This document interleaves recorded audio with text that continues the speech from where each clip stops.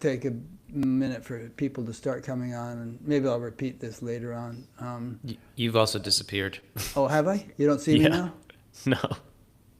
Oh, that's weird. Okay, let me test that. That would be a drag. Hang on a second. Layout. Now you see me? Yeah, and we're 50-50, and then I pin you, and like I want to unpin me, basically. Okay, now do you see me? Mm-hmm. But You you're at the see, bottom on my screen. but you see me. I do see you. Okay, but you're mostly seeing yourself now, or what? We're 50-50. Okay, I think the audience is going to see whoever's talking, and it'll switch back and forth. But Okay, we'll as long manage. It will manage. Okay, so there's 9 people on so far. So hello, 9 people. I just want to mention, and I'll mention this again later, that if you have a question during this interview that you would like to ask, look underneath the video in the description field, and you'll see a link to a page on batgap.com through which you can submit your question. Okie dokie. So here we go.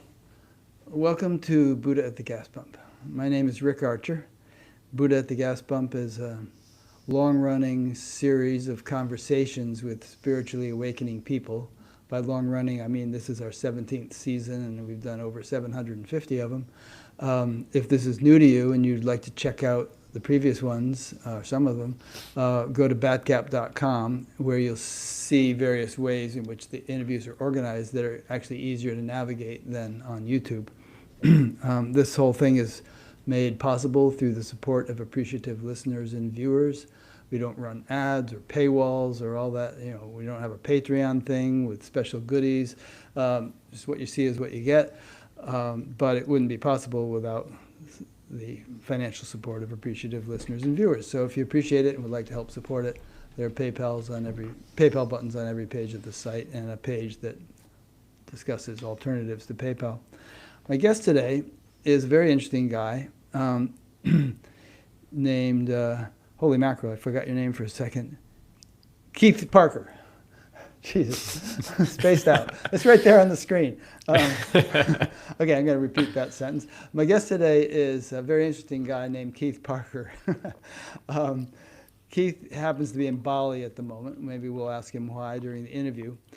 He's a teacher, author, and healing practitioner with expertise in the human energy field, contemplative science, and the healing arts. Initially, he used meditation as a vehicle to understand and refine subtle states of consciousness. And over the following decade, he studied movement, breathwork, bodywork, energy work, and other disparate disciplines. And during this intensive period, he had a series of breakthrough experiences enabling him to see the aura with remarkable clarity. He founded something called Field Dynamics in 2018 to help individuals with their personal growth and as a platform to exemplify the potential of energy healing. He wrote a book called Radical Reality, which I read a couple weeks ago, subtitled How Seeing the Aura Reveals Who and What We Are. It's an exploration of how the human energy field informs our understanding of the mind-body connection, consciousness, and reality itself. But in addition to that, it's a chronology of Keith's spiritual journey, which I found fascinating. I really admired the way you explored various things and went right to the heart of them, derived what benefit you could from them, and then explored something else. And initially, some people might say, well, he sounds like a dilettante, a superficial dabbler. But you were neither superficial nor dabbling. You were, really getting to the meat of things, and, taking what you needed, leaving the rest, and moving on to something else, and then opening up that, that treasure box of possibilities. And each one of these things added a significant set of tools to your toolbox, I would say. Is that a fair representation of what you've done? Yeah, some people are able to take on one kind of practice or modality, what have you, community even. They spend their whole life doing that. I have this tendency to be, when I'm very interested in something, to try and understand or distill the essence of it, or the kind of the core orientation or understanding the wisdom. And then in a certain sense, I almost like need to start looking around a little bit after I feel like I've done that, and connecting the dots and collecting pieces of wisdom and understanding the connection seems to be a real natural inclination of mine. Yeah, you know that saying, dig one deep well rather than a bunch of shallow wells, and then you'll really hit water. But another way of phrasing it might be to use maybe several different tools to dig one deep well, and each tool will have certain, advantages in getting you deeper in the well. Yeah, I'm thinking of like the Amazon River and the idea of tributaries. So it's almost like I don't have access to the Amazon yet, but what I do have access to is the tributaries. So what I can do is learn to swim in each of the side rivers, get familiar, and then find my way into the next, stream that gets me closer to the source. And so by doing so, I'm kind of reverse engineering back to the origination of where these tributaries began. Nice. And hopefully not getting eaten by piranhas in the process. Hopefully. There's another metaphor. Mirabai Starr gave a talk at a conference I was attending where she entitled Bees in the Garden. And she talked about how bees would go from flower to flower. They don't just stay on one flower the whole time, but they take some, nectar from here and from here, some pollen from here, and move around and then go back to the hive with, something to show for it.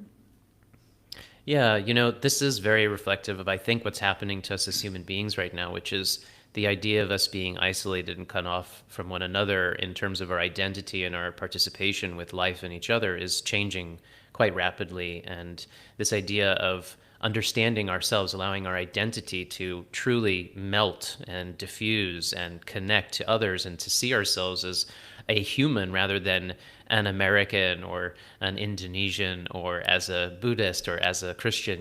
These identities are being asked to kind of be shed, and to see the deeper connections between what makes us human in the first place, and then, of course, what makes us existent even beyond that.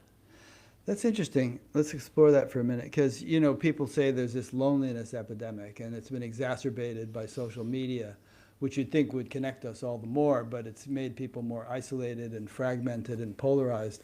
And, there's the stereotype of 30-year-old men living in their parents' basement playing video games and God knows what else they may be doing.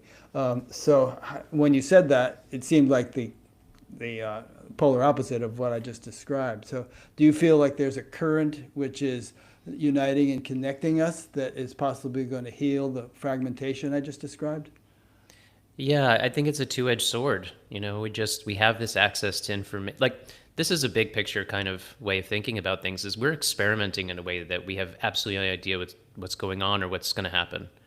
Like, we have a certain kind of sustainability and stabilization within our ecosystem and culture for a very, very long time, up until certain kinds of technology, industrial revolution, et cetera.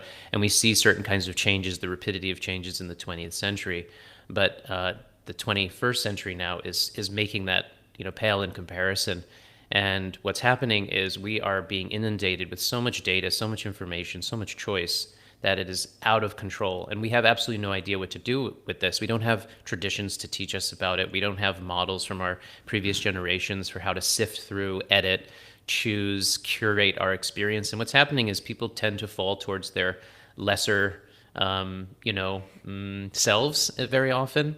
And so, there can be very poor versions of how it is that a person curates their life at this moment. But at the same time, the more information is available, more empowerment, more education, more information is available, more connectivity is available. I just don't think that we're able to understand the enormity of this. We're able to integrate it. And it's likely that maybe even more, the majority of people fall to the wayside than are able to take advantage of it at the moment, because it's such a strong shift. It's such a strong sea change, and it's an artificial one, that I don't think that many of us are equipped to be able to handle this well. Interesting. I attended my first long meditation retreat in the summer of 1970 for a month. And the teacher leading it at one point said, he was quoting Darwin saying, the pace of change is accelerating and survival of the fittest is the law of nature. And he used the analogy of a donkey. He said, if the load keeps increasing on the donkey, either you're going to have to lighten the load or you're going to have to strengthen the donkey. And he said, the way the pace of change is accelerating, we may not be able to lighten the load, so you have to become stronger in order to cope with it, deal with it, thrive or flourish in the midst of it. And I think that was prophetic. That seems to be what's happening far more than maybe even he suspected it would, because with the technologies that we now have didn't exist in 1970, and now they're just accelerating exponentially. Yeah. Moore's law, Yeah, I think that there is a natural kind of principle to this, which is that when you pressurize a system, all of the energy in that system goes somewhere. And so what's happening at the moment is I think that there's so much pressure, so much change taking place in transition, that I would say that maybe the majority or the large amount of that flow of energy is being diverted into places that are maybe not particularly beneficial. But at the same time, those who are taking advantage of this pressure change, if you will, or these changes that are available, are actually being able to lighten the load at that such a rate that it maybe compensates for. It's like the law of polarity, that there's no point at which the shadow overtakes the light or the light overtakes the darkness, so to speak. They're a yin and a yang. They can't exist without one another. And so once you kind of create this thing where the stream gets broken into parts, if you put, 80% of the energy towards the dark and 20% of the energy towards the light, if you will, that 20% actually has in its potentiation just as much power as the 80% because it's more concentrated. It's less diluted, if you will.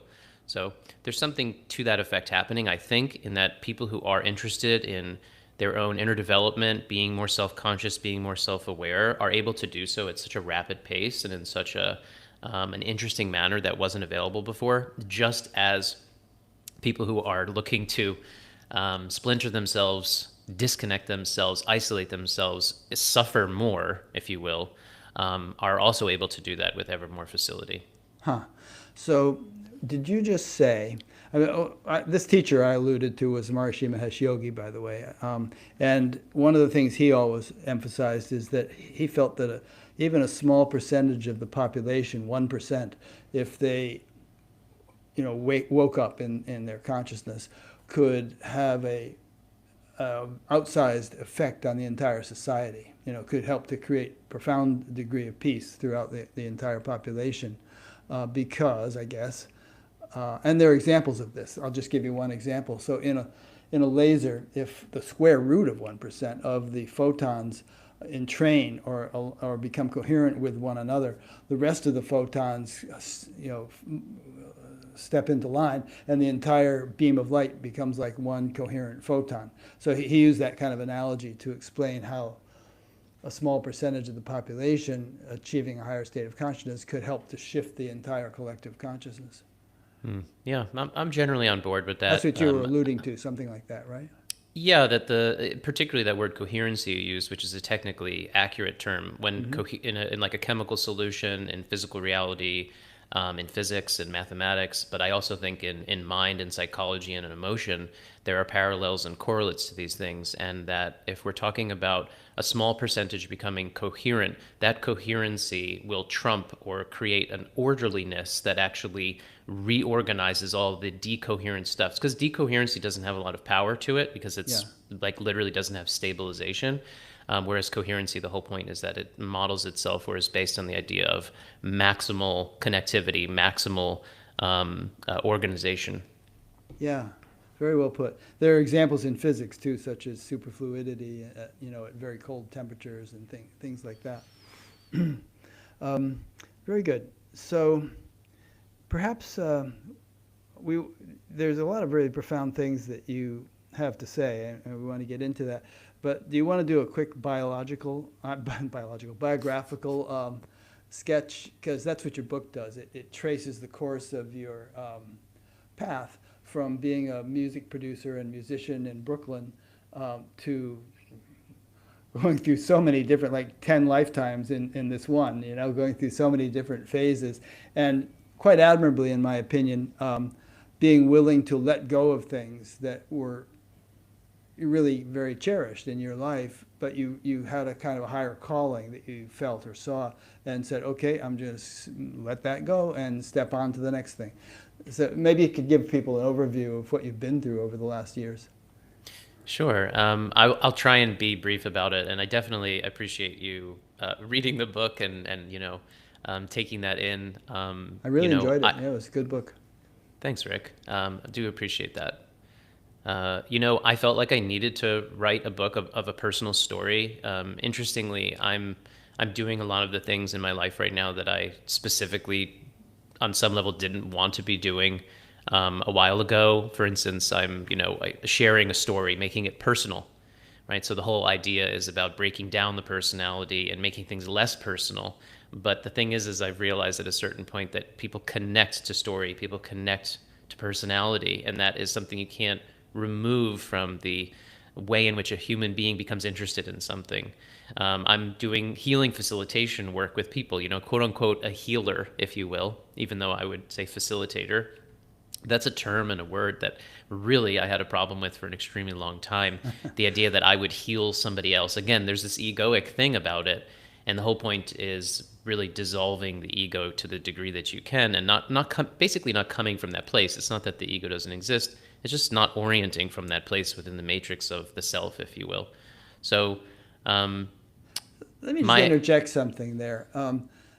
You used the example of the Amazon a few minutes ago, and one thing we think about the Amazon is the fecundity and the lushness of the flora and fauna there, because the environment is just so conducive to such growth and such diversity and variety. In my experience with supposedly enlightened people, they have actually much more vivid, lively, entertaining, funny, interesting, intelligent personalities than the norm. And yet their subjective experience may very much be that their predominant orientation is impersonal. And yet, because the wave has realized that it's actually the ocean, but it doesn't cease being a wave when it realizes it's the ocean. And in fact, once it knows it's the ocean, it can become a tidal wave. There's so much more water that it can imbibe and incorporate and rise up as. So personally, this whole thing of people becoming impersonal or more colorless or flat in their personalities as the ego is disassembled doesn't jibe with my experience, either personally or observationally. Mm-hmm. Yeah. I think, like you said, more vitality. You can fill up the cup with more of what this instrument is supposed to be. There's this strain in a lot of spiritual traditions, this kind of dissociative idea of like, I'm not the body, I'm not my ego. These separation orientations to get one to unity or to understand oneness or non-duality or what have you. The thing is my experience has shown me that it's all happening simultaneously, and the whole point is not to cut yourself off, separate yourself off from any of it, because it's all happening simultaneously. So none of it's not true. It's just maybe more in the language of the yogis, they'd say Purusha and Prakriti, or maybe in the language of Einstein, he would say something like relativity. Time and space is relative. So this relative self is Keith, it's the ego, it's this body, speaking to you. But at the same time, an absolute self is something else, and the absolute level is, I think, where we share and/or are one and/or are infinite. And then this relative self is this vehicle and this structure that's there that you cannot change in your life, in the general sense of like, you have an instrument, you have a saxophone, you have a guitar, it's like made by Fender, it's made by Gibson, it has a certain tone to it, has a certain shape. That's what you get, that's what you're working with. And the idea that you want to negate that or basically like swap it out for something else is already some kind of dissociative, unfortunate thing that is maybe something like a vestige from previous iterations of spiritual traditions. Yeah, perhaps recluse traditions that somehow influenced non-recluse portions of society and made them more, disinterested in relative life, which is not a necessary prerequisite for higher states of consciousness, and in fact might be counterindicated for someone whose dharma or natural tendency is to be involved in the world. Yeah, I think that's a really good point. The ascetic or the renunciate traditions, particularly that massive influence so many of us have experienced from the Eastern traditions of yoga and Buddhism and Taoism, what have you. Although Taoism is not really as renunciate as Buddhist and yogic tendencies are. I think that those are very representative of the masculine tendency towards spiritual work, whereas the feminine is exemplified much more in an embracing and an embodiment in the world, which is quite different. And we obviously don't have a strong feminine representation in our spiritual traditions and in the way in which we're receiving these kind of generational bodies of wisdom. So I think that's really important to keep in mind. Yeah, one of the main themes of your book, as I read it, is multidimensionality. And what we're talking about here is not sort of finding the most fundamental dimension and hanging out there to the exclusion of all the other dimensions, but actually expanding the spectrum of our experience so that it incorporates all dimensions. And when you do that, then like in the rainforest, when you have really fertile ground, the trees become much more, vibrant and lush. Our whole relative life can be enhanced once we're tapped into that universal energy field. Yeah. Yeah. I work a lot in the structure of the aura and use the aura and the energy field as a teaching mechanism and furthermore as a healing mechanism. That's what energy healing is all about. It's about learning to make changes through your aura as the structure of change. Like a body worker works on the body, an energy worker works on the field, and the language is actually parallel in those two domains. There are palpation skills, sensing skills, stuck energy, flowing energy, etc. There's just different content within somatic-oriented approaches and energetic-oriented approaches. And what you said, there's a very simple sidestep or parallel, which is, let's just imagine, as a certain language that makes a lot of sense, let's just imagine that we're not only physical, but we're also like light. Let's just imagine that. And if we're also light, it's very simple. You look at how light behaves, and you have white light, which contains all, and then you put white light through a prism, and it has 7 facets. It's very straightforward, whether it be a rainbow or a prism or even the days of the week that our culture has inherited.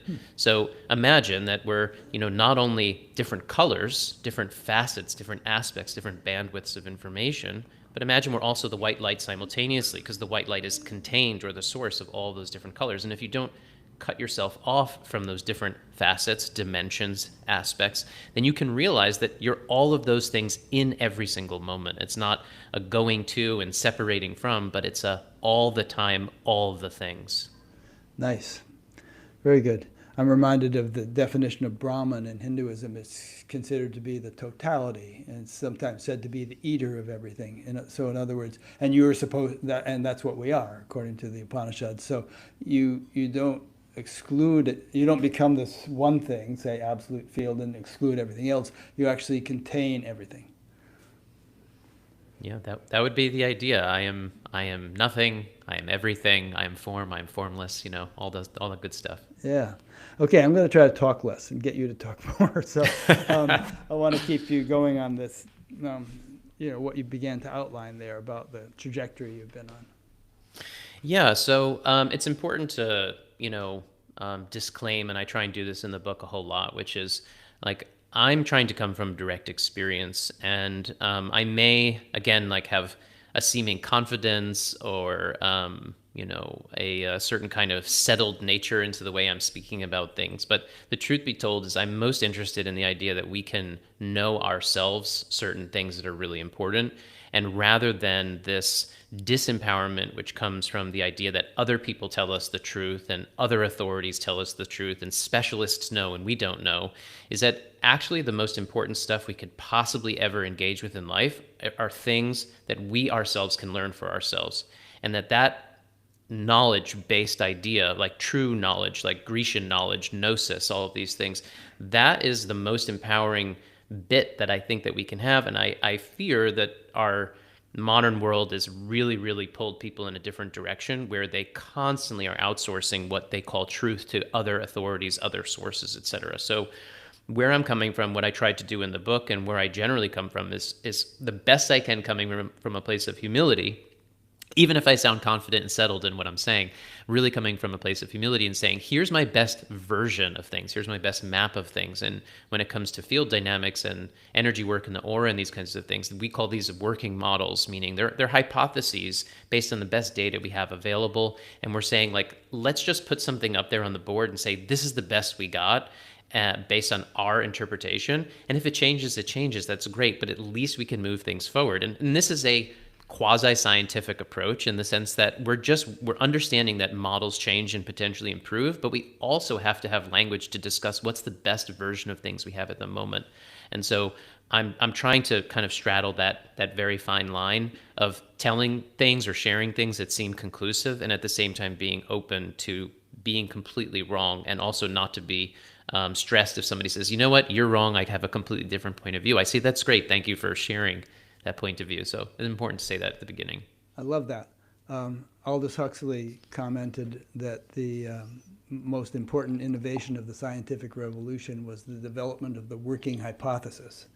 And obviously, the scientific revolution came right after the Middle Ages, in which you could be burned at the stake for for contradicting the imposed belief that the church or some authority was trying to, ram down everybody's throats. And so I personally really resonate with what you said. I treat all these ideas as working hypotheses, which doesn't mean you're skeptical of them all. It means that some of them, have less evidence to support them. Some of them have more, but they could always be falsified if there's some evidence came along to do that.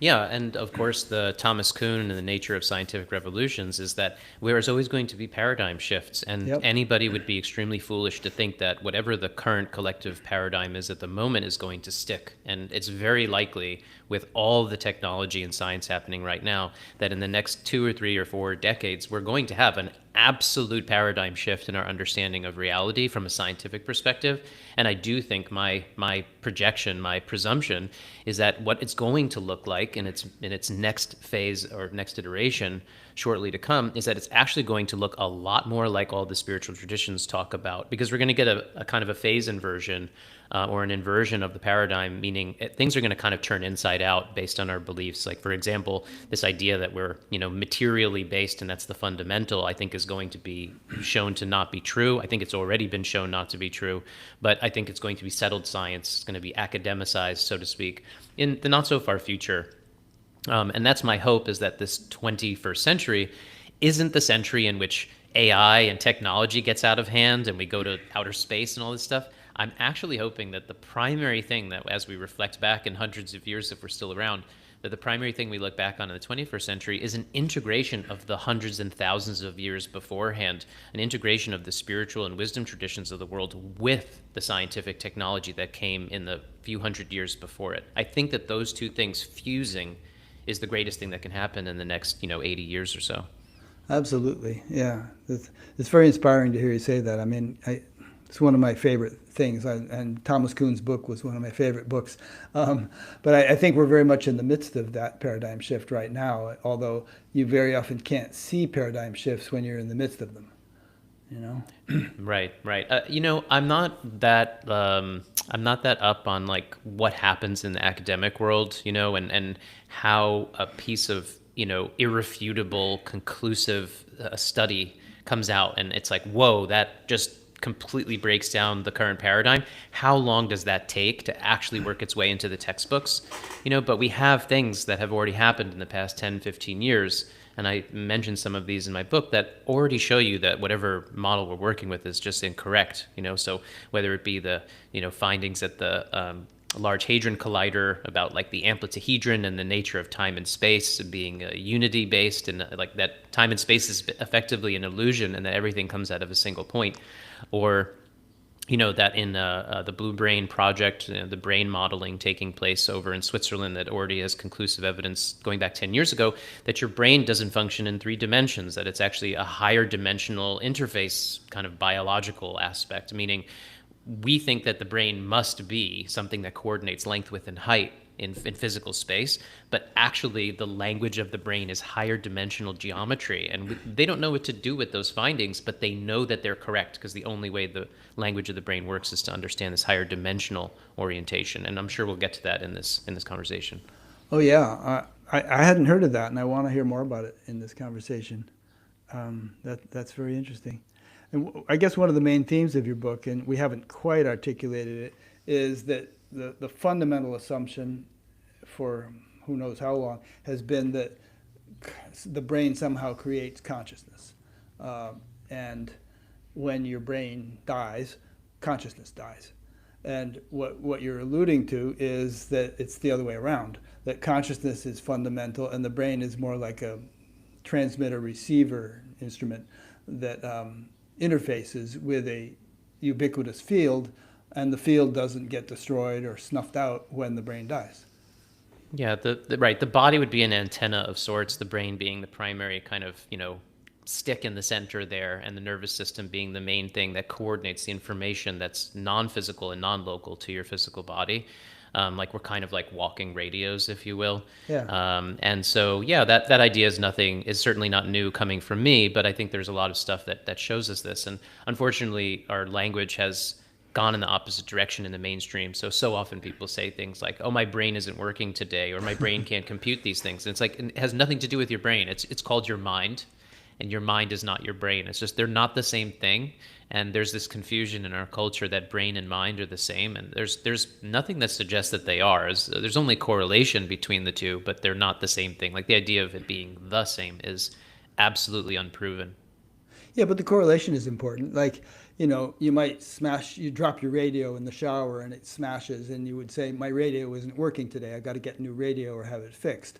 So, the music that you listen to every morning is still in the electromagnetic field, but your radio can't pick up on it anymore. So, drink a six-pack and your brain isn't working very well, and thus your mind. They are correlated. Yes, the correlation is there. No denying that. It's the content itself is not the brain itself, and that's the Right. thing where the gap is, and that it's such a significant thing, and yet some things get adopted in this way very unconsciously, where we kind of take on certain phrases and ways of thinking that we don't realize there's a belief behind it. And so when we refer to the mind as the brain all of the time, what we're doing is we're concretizing this idea that we're just physical. And the whole point of all this, as you said, this like kind of causal idea, like what causes what. The yogis were very good with this, the causal body, right? It's how does causation work? And so is it from the ground up, meaning is it from the body to the mind to, spirit? Or is it from something that all spiritual traditions everywhere from every corner of the world have always said, which is something more like it starts as spirit or something amorphous, infinite, what have you, source, and then it trickles down or descends, if you will, into mind and then matter. And matter is the end of the line in terms of the concretization or the densification of something more ethereal. Yeah. Perhaps this relates to that research that you mentioned that's happening in Switzerland, but I've heard some people say that they think that memory itself isn't necessarily just stored in the neurons of our brain somehow, but it's kind of in the cloud, the way we back up our hard drive to the cloud. And this could account for past life memories and stuff like that, which, we're having, even though we have a completely different brain than we had in the past life. Yeah. Okay. Exactly. So let's use this moment to start talking about the aura a little bit, and Yes. we'll get to some biographical stuff at some point. But, well, that's the way your book was anyway. You kind of segued between biographical stuff and cool philosophical stuff, and then back again. So we'll just do that. Yeah. So, okay. Forever, there's been this terminology in certain esoteric traditions, this idea of a thought form. That thoughts have actual like structure. And there's a weird reference that I like to make, which is that back in the beginning of the 20th century, Napoleon Hill, this guy Think and Grow Rich, who's like kind of the Tony Robbins of his day, if that's even fair, but the idea of like a self-help guru, right? He went around and he asked all of these different very, very successful people in the world. He said, what's the secret? What's your secret? How is it that you're so powerful, rich, successful? And he said, there's one continuity, one thread between all of these people's wisdom that they gave me. They said the secret is that the mind is a structure, that thoughts are things, that actually when you think, when you intend, you are actually creating in a particular domain. That what we see as physical reality exists, but what is more of an energetic one is that the mind has a domain of existence that is separate and or connected to this one.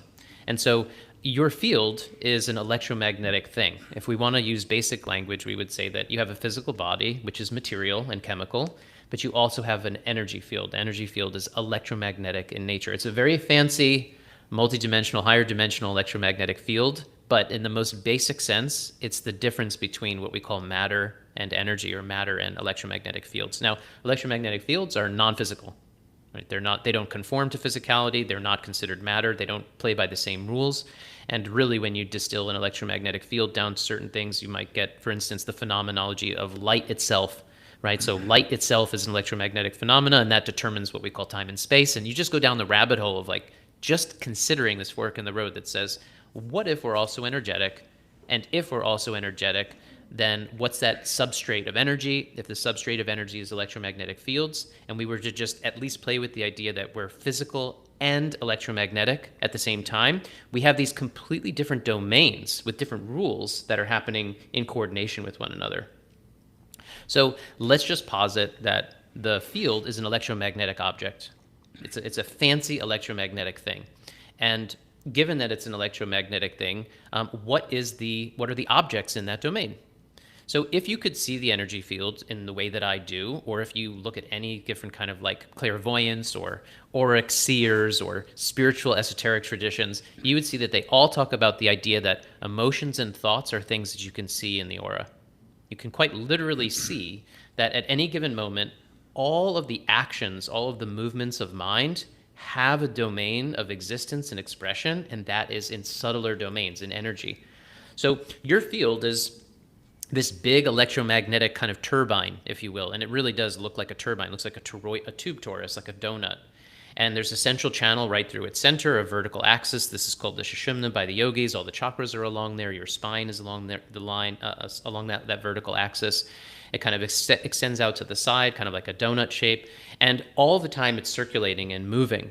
So if you could look in a mirror and you were to see your field, your physical body would be static, even though at a microscopic level you'd see that the physical body is undulating and moving, at capillary level and blood flow and have you. But it looks static to the level of resolution our eyesight gives us.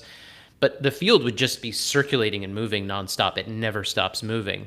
And the flow of energy is up and down through its vertical axis, and it's every single angle that you could possibly imagine within a circle. It has that potential of exploring every infinite gradation of angular momentum and movement within a circle. So all of this energy that's flowing is reflective of the thoughts and emotions that you're having in every given moment. So imagine like you're thinking consciously or unconsciously, right? I'm thinking of lunch. I'm thinking of a memory of childhood. I'm having an emotion of sadness. All these things are literally blooming, creating structures in the field in every single moment that you're having them. And not only are you generating these things in every single moment, and the generation of those things create torsion and force and momentum in the field. They literally create structure, and then that structure flows into how the field is flowing. But also all of the information that has ever happened in your entire life is encoded and stored in that same field. Everything. It's like a recording device that has basically infinite storage. Talk about a fancy hard drive. So, this is more of the reality of the field, is that it is the space in which, I move my arm, I move my body, but I move my mind, and my field has a structure that correlates with that. And all the time we're having mental movements, as all meditators know. You can't control the fact that your mind is constantly kind of moving, kind of spewing out objects, meaning thoughts. Oh, okay. You're pausing. I'm pausing. Yes, I'm pausing. No, that was really great. Let me probe a little bit on the electromagnetic field idea. So as we know, the electromagnetic field has all these different frequencies, from very slow to very fast. And visible light is. Someone said that if the electromagnetic field were represented by the Mississippi River, then visible light would be like the size of a turtle or something like that on the river. It was just a little small fraction of the entire spectrum. And cell phone signals, X-rays, ultraviolet rays, all these different things are just different frequencies of the electromagnetic field. So you're saying that the mind itself is literally, you're not using that as a metaphor, you're saying the mind is literally a part of the spectrum of the electromagnetic field. Is that what you're saying? Yes, but it does, in my modeling and my hypothesis, it gets a little bit complicated and also a little bit daring in terms of why is it that we can't measure it? Why is it as simple as like if you could take the best spectrometer on the planet, which a lot of laboratories do, and you just expand the range of a frequency detection device, and you say, well, yeah, we can detect gamma rays and microwaves and all these different things, like you're saying, wouldn't we then detect thoughts and forms and all these things that I'm saying exist in these different frequencies? And the answer is nobody has done that yet because they can't detect anything because they're not barking up the right tree. And this is where things get extremely complicated and weird and esoteric. And it's conjecture on my part, but it's my best guess and understanding, okay? It kind of works like this. This is about multidimensionality.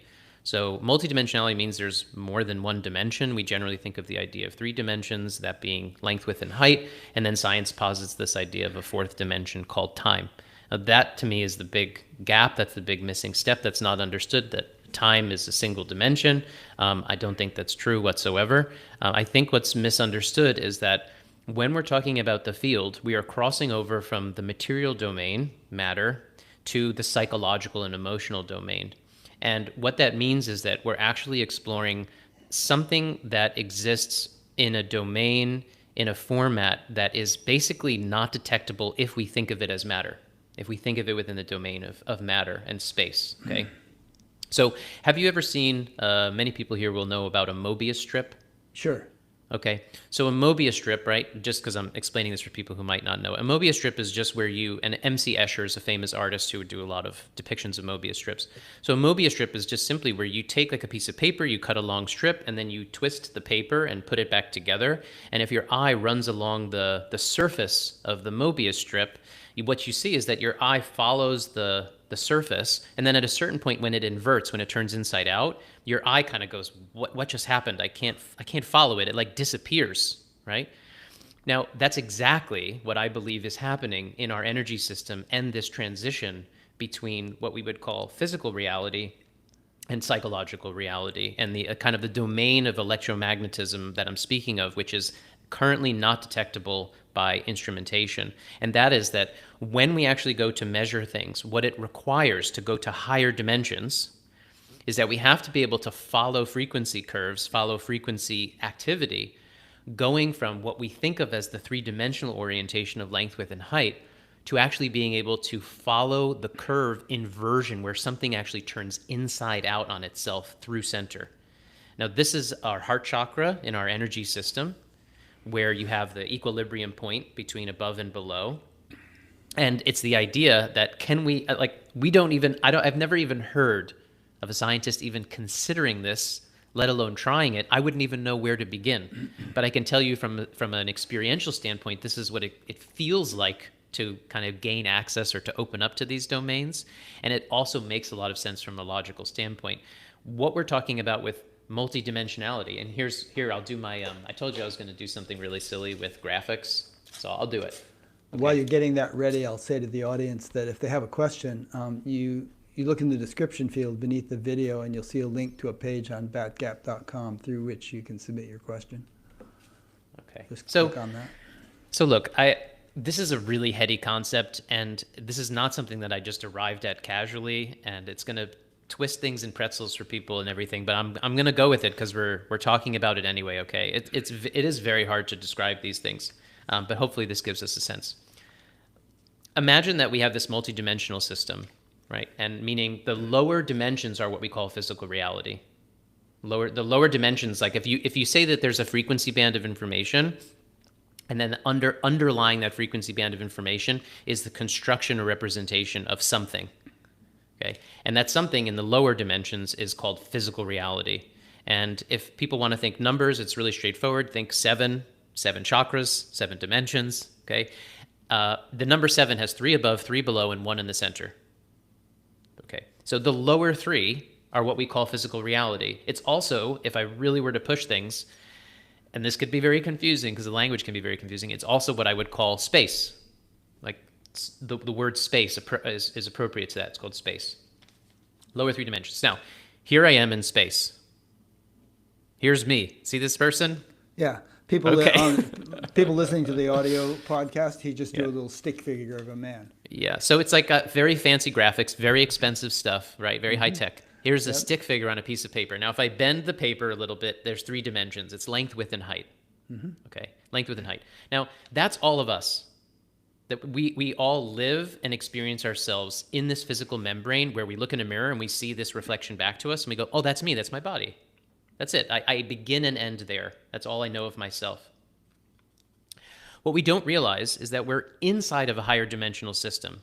That the physical reality is encoded, embedded within a more complex informational system. It's not as simple as physical, right? So if I take this stick figure on a 3D, so to speak, and then I fold it, each fold is a dimension, right? And I keep folding it. The stick figure continues to see itself on those 3-dimensional membranes, but it doesn't realize because it cannot perceive based on its sensory apparatus, its natural sensory apparatus, cannot see that it's inside of a more complex system. It does not realize that. Now, this is exactly what brain science has recently discovered in the Blue Brain Project. The Blue Brain Project in Switzerland, what they did is they took a bunch of data, they calculated as much as they possibly could through supercomputers, how does the brain communicate with itself? And very surprisingly, this is 10 years old now, very surprisingly, what they found is the communication language of the brain is higher dimensional geometry. Now, they don't know what to do with that, but what they're saying is that your brain does not coordinate in length, width, and height. It does not coordinate in physical reality. It's communicating with something different, higher dimensions. This is what your aura is. This is what mind is, so to speak, and this is that transition from lower dimensions to higher dimensions, from body to mind, and in this really weird way, and this is confounding, I think, from space to time. This is like space-time, and this is part of what I get into in my book as like a grand kind of hypothesis towards the end, is that the mind itself occupies time. That if you really start to think about it, your body is in space and your mind is in time. And if we think of the objects of mind as being past, present, and future, so to speak, that's the orientation. It's the configuration or the triangulation of time, past, present, future, just as length, width, and height is in space. And they're basically what do you call them? A symmetry. There's like a symmetry to it. The idea that they're parallel, correlate, connected, reflective, and everything, the more I keep working in this domain energetically, I see that everything that's happening psychologically is reflected physically. That that everything physical, in a certain sense, is a representation of a thought. And that all things physical are actually encoded kind of strings of energy kind of manifest and represented as something that we just kind of casually go, oh yeah, that's a plant, that's a rock, that's an animal, that's a sky. And we just kind of are casual with it. But all of these things are actually, in a weird way, they're kind of poetic. They're like an interpretation of a more psychological quality represented externally. And those things in that psychological domain, to me, are happening in more of the language of what I would say is time rather than space. Now, I know that's not a complete explanation, but I'm starting to bark up the tree a little bit. That's okay. Wasn't it Plato who talked about the ideal forms that underlied all physical forms? They're sort of like, subtle templates that manifested as the gross world or something like that. Well, yeah, I mean, so the language of dimensions starts really with understanding the language of geometry, and those are what the Platonic solids are. So all of the traditions in the world talk about geometry, sacred geometry, as a really important thing. And I go into this extensively in my book, right? All of the chakras in the yogic iconography, what they're represented as are geometry, number one, right? And so you have geometry, meaning shape, or you have sound, or you have color. These are the three things, right? So color being the 7 colors of the rainbow, the shape, which is the geometric aspect, or the sound, which are like bija mantras. Sound and light and shape are all conversions, all representations of frequency. So people like this might seem like a weird idea, but you can take violet light can be converted into shape, or the sound ah can be converted into a shape. They're all just encoding information, and geometry is the most universal of all of them because it's so simple. And so what is the master form of geometry? Well, it's a circle. A circle contains everything. It represents infinity. And we started by talking about our field as this tube torus, which is a donut shape. It's a circle, right? If you think of a tube torus is like a donut. And if you looked at a donut from above, what would you see? You'd see a circle within a circle, right? So it's infinity within infinity, so to speak. And the center circle, or the donut hole, which is in a sense empty, that's where our crown chakra is, and it drops down the center of the system, and it starts from a circle, which is infinite, and then there are these different geometries that move down and get less and less complex in general as you move down from the higher dimensions to the lower dimensions. And each of those geometries are describing a frequency range. So just like you would turn on a television and switch between different channels, and there's MSNBC and NBC and ABC and Fox and what have you, they're broadcasting a certain frequency band based on the specifications. The chakras are literally that. They are like the descriptions of the frequency bands of the different dimensions, the kind of information being broadcast through the different levels of the field. And so the geometry is a language that helps to organize these things. And Buckminster Fuller did a really good job of showing us that you can start with very complex geometries, like a dodecahedron in his thing called the jitterbug, where you can take like a dodecahedron or an icosahedron, which is what the Platonic solids are at the upper end, meaning the ether element, right? We have the four elements, and then the fifth element is called ether, or in the yogic tradition, it's called akasha, or space. So from space, or nothingness, is the formation of things, right? And in the sense of Buckminster Fuller, he showed you that if you take that dodecahedron, that ether element, that space element, you can actually take the geometry and you can rotate it and fold it, and it will pack itself in to simpler and simpler geometries, and it'll become a tetrahedron at the bottom, become just a simple triangle at the bottom. So that's showing you that all of the lower dimensions fit inside of the higher dimensions, just like the piece of paper that I was folding up. All of the lower dimensions fit inside of the higher dimensions. It's like this iceberg idea. We look at reality, we see an iceberg, and we think it's just the tip of the iceberg because that's all we see. But actually, the majority of reality is underneath the water. Just like we look at ourselves and we see our physical body and we think that's all it is. But where do we actually live life? The dominant amount of real estate or journey that we have in life is in the mental domain, and that's much, much bigger, much grander, much more elastic than the physical domain is. You can create, imagine, and be anywhere or anything at any moment through the mind, right? Whereas there's significant constraints in physical reality, and I think that's the training mechanism, that's the learning mechanism of the domain of physicality, is to have this be a constraint, and to fit your ideas into physical reality and find some congruity. The whole ocean squeezed into a drop, as one teacher once said. Let me ask you another question about the electromagnetic field thing, and perhaps this will lead us into a description of your personal experience more. But we have instruments that can probably measure just about all the frequencies of the electromagnetic field, I assume. I don't know for sure, but the vast range of them can be measured by various instruments.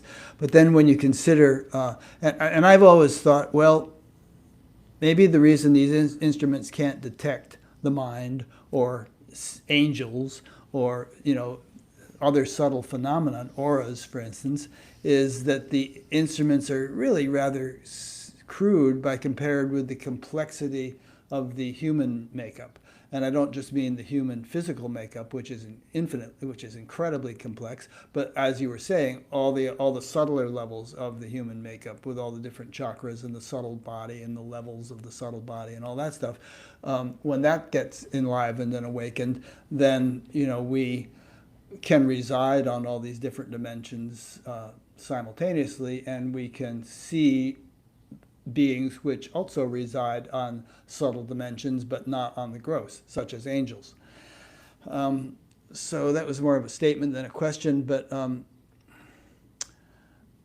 and you said earlier that we're in an age where, and perhaps in the coming decades, where science and spirituality will conjoin and supplement one another, collaborate with one another to gain a much fuller appreciation of reality. And I think that'll be what I just said will be part of it, that spiritual technologies, if you want to call them that, possess capabilities that scientific technologies have shown incapable of having. All the subtle stuff that most scientists would dispute even exists, spiritual explorers have been perceiving that for millennia. So can you, maybe you should just riff on what I said rather than my trying to turn that into a question. I'm sure that gives you plenty of food for response. Sure. The caveat with measuring the aura is simple, right? There are two primary things I'm bringing up. I'm not a scientist trying to do this in a lab, but this is what I imagine they would bump up against. Number one, how do you invert frequency detection by going through center, which is that Mobius strip idea that I talked about? How do you even do that? I have no idea. This is higher dimensional geometric measurement. I have no idea how that's done in a lab. I know how it's done within my own system. I know how it's done when other people are practicing kind of energy healing practice, but to measure it objectively in a lab is something I have absolutely no idea how somebody would approach. You'd have to talk to experts in Clifford algebra and higher dimensional topology and things like that, if that's even something that can be measured objectively. The other aspect that's also really confusing about, and probably a limitation in the lab, is you'd be going from measuring the physical domain and things that we would account for as being objectively existent to a psychological domain, which is subjectively existent, which is like, what is that?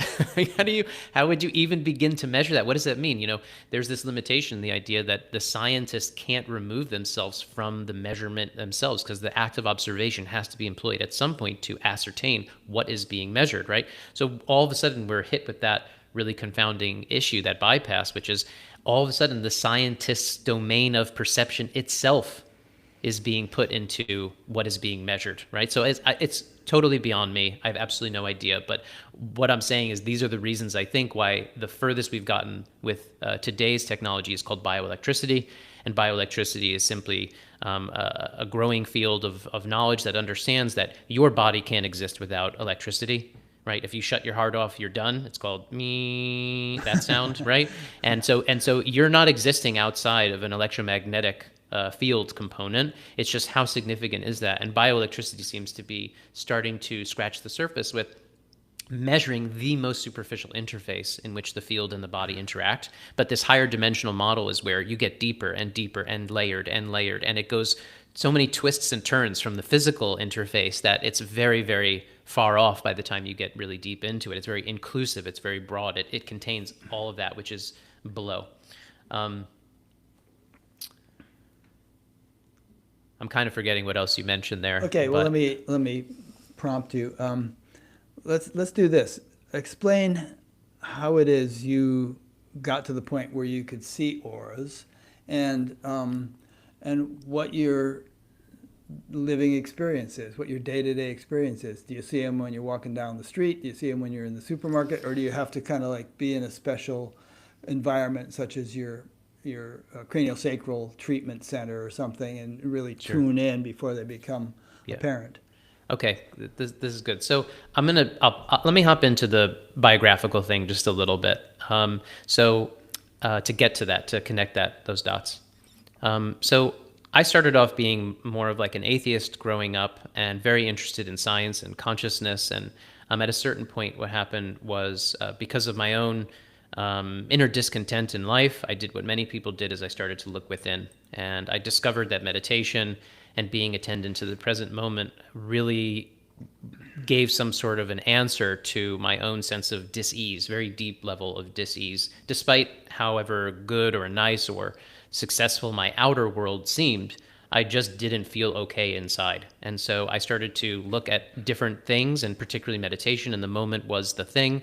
And I became really attracted to Buddhist and yogic traditions. And I spent this is when I was about 28 years old, I wound up spending about 4 or 5 years basically meditating like pretty much all day, like kind of practicing yoga, meditating, just like living a renunciate life where the only thing I did, and I was so energized and so attendant and obsessive about this, I basically just obsessed with getting clear about settling my mind, settling myself into the present moment best as possible, becoming somatically aware, becoming grounded, and just being able to be present continuously as best as possible. And I went through all of these kind of deep trainings in meditation and samadhi and jhana development, kind of a Olympic level meditation skills kind of stuff, where you really go hardcore into meditation as far as you can. And I developed all these kinds of skills and, abilities and what have you. And my goal was the ending of suffering. My goal was like, hey, I want to know what's going on here. Like, what is this whole body mind thing? What is reality? Like, what are these traditions talking about? Enlightenment and awakening. These are really cool sounding, Nirvana. Like, I liked the band in the 90s, but the Buddhist version of Nirvana sounds really cool, Like, what's that all about? Ending suffering, like realizing the nature of being. Like, what are these things? The words on the page were interpretable from a like a I know what it means from a logical standpoint, but experientially I didn't know what that stuff meant. So again, I did about 4.5, 5 years of this and absolutely obsessed. And at a certain point, something happened, and I was kind of back into the world. I had spent 3.5, 4 years kind of leaving the world, and I spent a lot of time in India. And then I wound up coming back, moving from New York to Los Angeles, and I started to do healing work with people. I started to learn healing modalities, craniosacral work. I was teaching meditation and yoga at different studios in LA. And I had this evening where I was practicing asana, and my energetic sensitivity had gone up significantly in the year or two prior because of training to do body work with people and craniosacral work. So I started to get very interested in energy, but I could only vaguely sense energy. It was like a kind of oh yeah, I can sense something moving and what have you. And and I started to see kind of weird things around people sometimes when I would have them on the table, distortions around their body, distortions around, like when an emotion would arise, I would feel it empathically very deeply all of a sudden, and started to have these very energetic experiences, but it wasn't clear, it was interesting. One night I'm doing a yoga practice. I do a forward bend where I'm just, bending straight forward, but with my knee over my thigh, and I hear a snap in my sacrum. I hear this pop, and I feel my whole sacrum go into place, like my whole pelvic structure realigned. And within 30 seconds, I started to feel a burning in my coccyx and in my lower pelvis, and I was like, what was happening? And it kept getting stronger and stronger, and I was like starting to worry a little bit because it was what is inducing this. And I started to realize something very special was taking place, and I went and I stood in front of a mirror, and I just said, let it happen, let it go, let it be. And as I looked in the mirror and just kind of just let go and just stayed present, all of a sudden, like all around my body, colors started to swirl around my body. I started to feel this upwelling of energy in my central channel, in my spine. It felt like I plugged into a million amp, outlet. Like everything was on fire in my center. And as this energy seemed to be rising or expressing itself, I was just getting out of the way best I could. There were these series or stages of moments where I had to kind of say, am I willing to let go now? Am I kind of willing to be okay with letting go? And the best way I can describe it is the letting go was this full kind of reinforced sense of, if you let go, you don't exist. And I don't mean it from like I can watch myself letting go and not existing. It was literally, if you let go into this moment, the sense of you that's choosing to let go will not exist. You disappear. And I just kind of went, okay, like, let's go with it. Like, fine, I'll be the guy who dies on the meditation cushion kind of thing. Like, they'll find me in the room and I'll have died because of, some kind of spiritual experience, what have you. So I let go and I just poof, like kind of disappeared in a sense, or something changed. And then the energy would continue to change and rise. And there was a series of kind of a sequence of things over the course of 20 or 30 minutes. And all of this auric, energetic stuff was taking place. I was seeing orbs appearing in front of my body. This giant green sphere appeared in front of my chest. Stuff was swirling around me. All of the lines of energy opened up in my arms and my legs. I could feel all the meridians. I could sense all of these weird little cones coming out of the center of my body, the chakras, and it was just crazy. And it just, kept kind of getting stronger and stronger. And in a weird way, it almost turned into something quieter and quieter as well as I kept kind of stepping beside. You remind me of that movie, When Harry Met Sally. I'll have what he's having. Remember that? Yeah. So I mean, I had worked my way up to this experience in a way, you know, and this is traditional Kundalini stuff. And the next day I woke up and all of this was permanently in my experience. You know, energy was swirling through me 24/7. I was seeing weird stuff everywhere around people, around myself. My body was just overcharged. My nervous system was going absolutely crazy. And it was like this incredibly energetic period for 2 or 3 years where I didn't know what was happening necessarily. I kind of knew, but I also didn't know. And my mind always wants to grab onto things and say, like, please explain. I want to put it in a box rather than being comfortable with the circle. And so I needed to study things. So I started to study all of these very strange esoteric traditions. Was it blissful? Was there a upwelling of bliss associated with this? There was a very significant and profound amount of joy and bliss, and also, I would say, a quiet kind of emptiness to it was the pervading kind of feeling. Was that, you know, the thing is this happened and it was a flash. It was an evening, but I also had spent years prior and had developed a lot of the jhana qualities, and jhana samadhi qualities are like the stepping stones usually to this kind of stuff happening from a conscious cultivation standpoint. So I had kind of settled into a lot of rapture states in meditation and a lot of states of emptiness where on reflection, certain jhanas and samadhi had already kind of happened, if you will. But this was in my opinion, the Kundalini traditions, what they're describing is the underlying structure which kind of maps out traditional awakening and enlightenment, because these structures, these things called granthis, when these things come off, you have a permanent dissolution of the kind of frequency fences that keep perception open transparently all the time to these domains. Granthis are like knots that have to be dissolved? Yeah, they're usually translated as psychic knots, and traditionally there are 3 granthis, and the 3 granthis to me correlate to the three dantians in Taoism. Is it? Well, usually the granthis are positioned at the root or the sacral, like pelvis, then the heart, and then the head. Okay. But what they do is they split up your bodies, if you will. So the lower granthi opens up, and it's basically your physical body. This is the lower dantian, it's the vital body. Those lower 3 dimensions, the lower 3 chakras. So your perception of the energies underlying the vital body become extremely heightened if the lower granthi opens up, because the frequency range, the information, becomes available for those lower 3 centers very clearly as opposed to before. Then if the middle granthi opens up, your heart opens up. That's the astral body, the astral domain. And then you have this clear perception of the astral, which is its own domain, its own weird paradoxical domain of the astral, and we'll get into that. And then the upper granthi is what opens up to what is traditionally called the light body. And the light body is where we're talking about sacred geometry, and pure electromagnetic fields are the organizational structure in the higher dimensions. That's dimensions 5, 6, and 7. Again, above, below, middle, number 7, right? Lower 3 is physical body, upper 3 is pure mental, and the middle is the astral, which is this transition zone. It's the slip knot where the Mobius strip has to go through the center. Your heart has to go through the center, and it has a phase inversion, and that's why the heart and the astral are all this very confounding paradoxical domain of experience when you get into astral stuff, because it's like thoughts are things and things are thoughts, and it's this weird in between that isn't one thing or the other, it's both at the same time. Good. So keep elaborating on all this and the kinds of experiences you had related to each of these main 3 levels. And I have questions about whether this made you kind of spacey or less effective in activity, or actually more effective, and whether things you would do could dampen it down or enhance it, and all kinds of questions. So you just keep going.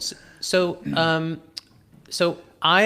people have these kinds of experiences spontaneously all over the world without ever thinking about spirituality or awakening or any of those things. It just happens to people. And that's one of these weird things about the phenomenology of awakening, which is that many people experience this stuff without intending it, wanting it, or preparing for it whatsoever. So we have to so we have to trust that there's some process happening. There's something, right?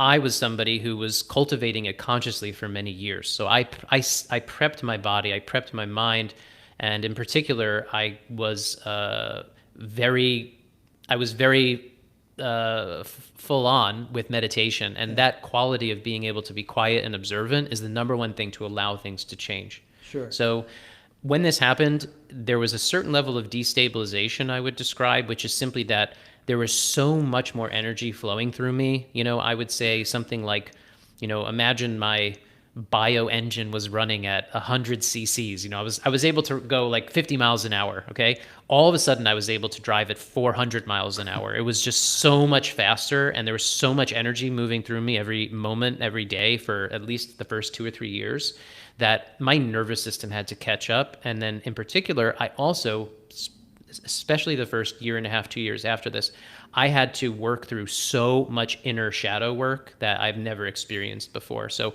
because the astral opened up, the domain adjacent to the physical, and the astral to me is where our emotions are being expressed. This is the model that we use in field dynamics, that the astral is primarily basically what we would call the juice of emotion, and dreaming and desire, what the heart expresses. And so when the second Granthi opens up in general, and people have different experiences, sometimes only the lower Granthi opens and then this pressure moves up the system and it doesn't kind of pop off the second Granthi. You have to build up more vitality, if you will. But for me, I had all of them seemingly come off at once, or probably the lower two came off and the third one came off about a year and a half later that I document in the book. And when the astral opens up, you are being given access to your shadow and your emotional center in a way that is completely otherworldly. So I spent a year and a half in this incredibly intense place in myself, in that all of a sudden when I would drop in meditation, within seconds, I was able to access pure emotion, raw emotion, in a way that the sensation of emotion itself went up tenfold. And that meant not only within myself, but in terms of relating to others as well. So the intensity of emotion, the intensity of feeling, I called it hyper feeling for a while there because it was so beyond what I had ever experienced. It gave me access to processing my inner stuff much more quickly. And this is sometimes suggested in certain traditions and by people, is that that's the point, is that in a stepwise kind of linear fashion, when you open up this Granthi, what happens is you can turn over your emotional baggage so much more quickly, so much more efficiently, that, that's in part why it's happening, that you're kind of being given this access, is to process that stuff, which you have to in order to be able to move forward with state stability. So you said, like, was I out of it? Was I sleepy? Was I dreaming? In general, I was quite stable because I had done all of this preparation. I was extremely vital in life. I was living very, very healthy. I already had an extremely, committed practice. And so it just simply diverted my practice and shifted things for me to conform to what my attention was going to. So immediately within the first 6 months of this happening, I went from doing a traditional meditation and yoga practice and pranayama to all of a sudden starting to study all these kinds of subtle energy practices. Because when I would pay attention, what was happening was I could see clearly and directly that everything that was happening physically was actually informed by an informational, energetic scaffolding behind it. This is the higher dimension, lower dimension model that we're talking about, where everything physical is encoded in higher dimensions. Like, we understand this from computer science now and data. Like, you look at a screen, right? You look at a computer screen, you see this organized template. It's like this app or this thing, whatever. But behind it is code, right? So it's the exact same thing in your field, in the sense that behind everything we experience physically, there's an informational architecture behind it that we call mind, that we call emotions, and it has structure. It has an electromagnetic informational base at bottom. And so I was just attending to, what's the sensation in my right hip?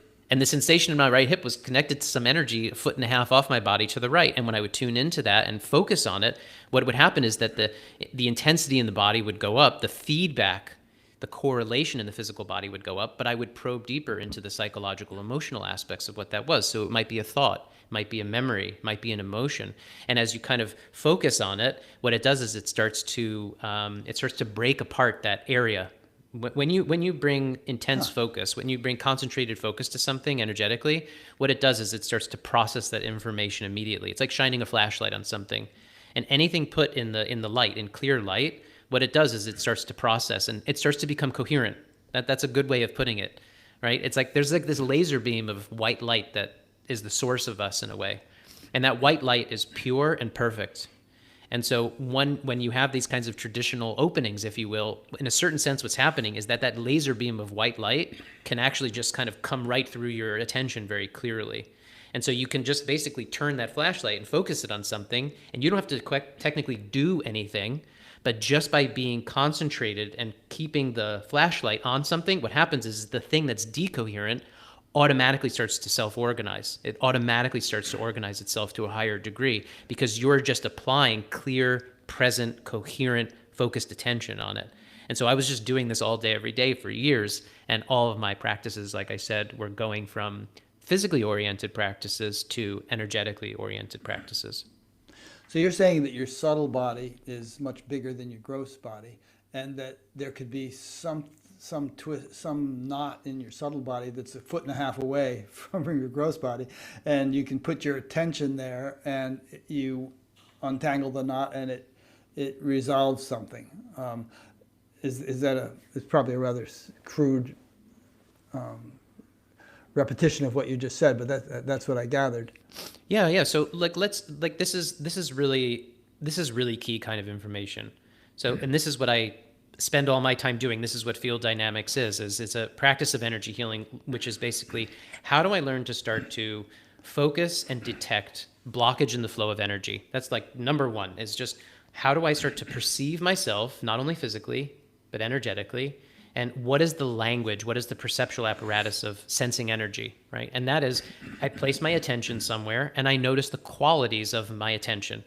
So just like I move my attention through my leg and I notice that the upper part of my leg feels comfortable and okay, I go through my knee and all of a sudden I feel pain in my knee, or I feel discomfort in my knee, or I even might not perceive my knee, right? It's possible that I perceive my femur bone, but as I go into my knee joint, I don't even perceive my knee joint. Like it's like almost like it's not there, right?